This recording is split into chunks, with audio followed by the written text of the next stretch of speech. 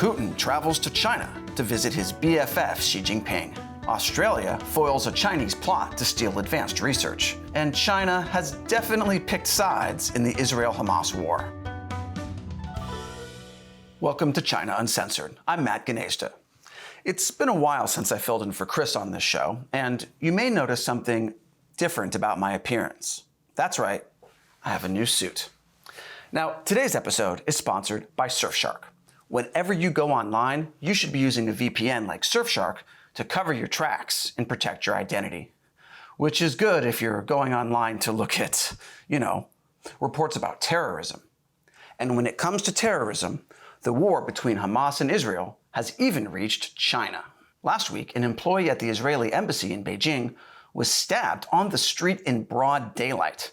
I'd show you the full footage, but YouTube would demonetize us, so here's a grainy image instead. The man stabbed was reportedly a relative of an Israeli diplomat.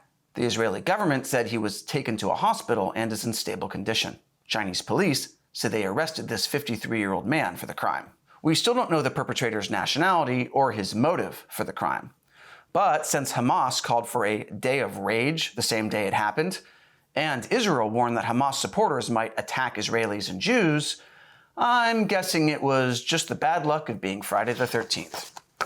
Speaking of the Middle East, China says it wants to be a peace broker in the Middle East, and that it's seeking a quick end to the conflict between Israel and Hamas. Xi Jinping said Beijing was willing to work with Arab governments for a lasting solution to the conflict. I'm pretty sure you need more than just Arab buy-in to make a lasting solution to the conflict. Now, China is trying to act like it's not picking sides, but it's become pretty clear whose side China is really on.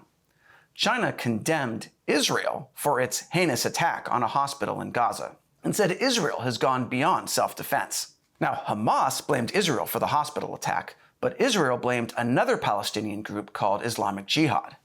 Israel says it was an Islamic Jihad missile that misfired and hit the hospital, which Hamas claims killed 500 people. The US says it believes Israel's side of the story. So this war is just one more thing that puts China and the US at odds. Speaking of the US-China rivalry, the US tightened China's access to advanced microchips used for artificial intelligence. The rules appear likely to halt most shipments of advanced semiconductors from the United States to Chinese data centers, which use them to produce models capable of artificial intelligence. The US is worried that China will use AI to, for example, crack top-secret US codes. The new rules also require American companies to get a license to export advanced chips or machinery to certain countries that the US has an arms embargo with. This is to prevent China from getting around US sanctions by buying chips through a third country. However, some microchips that can only be used for commercial products like phones and tablets would be exempt from the rules. And of course, these kind of chips.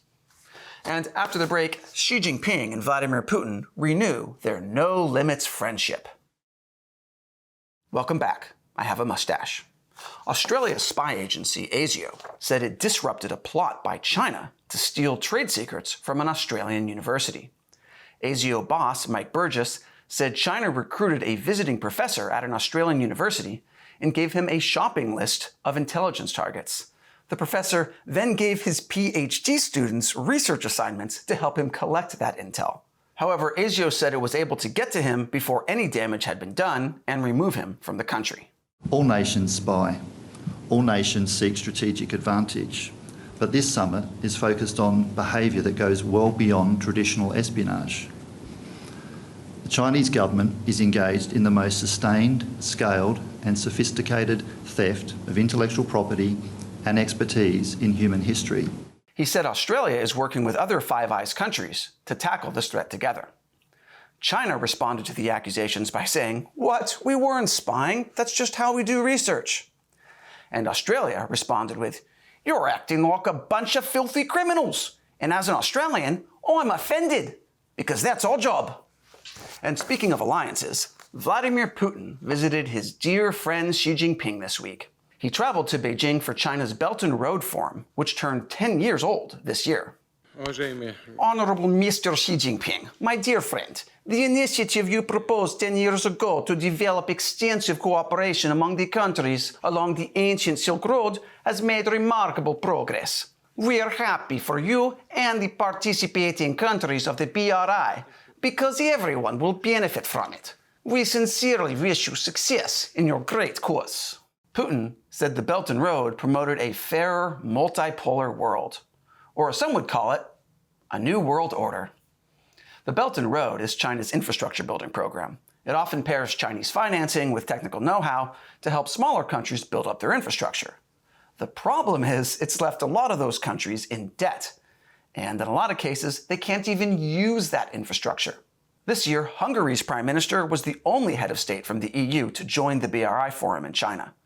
Although last time, in 2019, there were visiting heads of state from Italy, Portugal, Greece, Austria, Cyprus, the Czech Republic, Switzerland, and Serbia. But hey, who needs Europe when you've got the Taliban on board? And this just shows that this forum is truly an inclusive forum. You can be from a rich democratic country or a poor authoritarian one.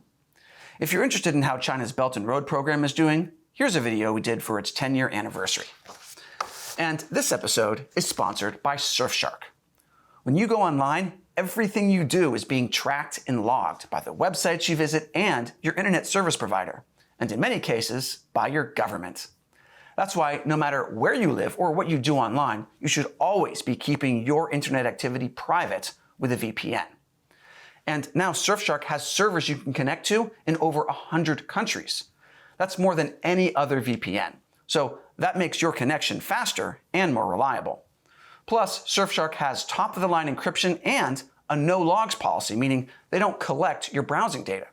In fact, Surfshark was rated Editor's Choice for the best VPN for privacy and security by PC Mag. So check out Surfshark.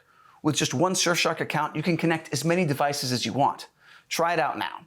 For a limited time, you can lock in Surfshark's Black Friday deal, which includes up to 6 months free.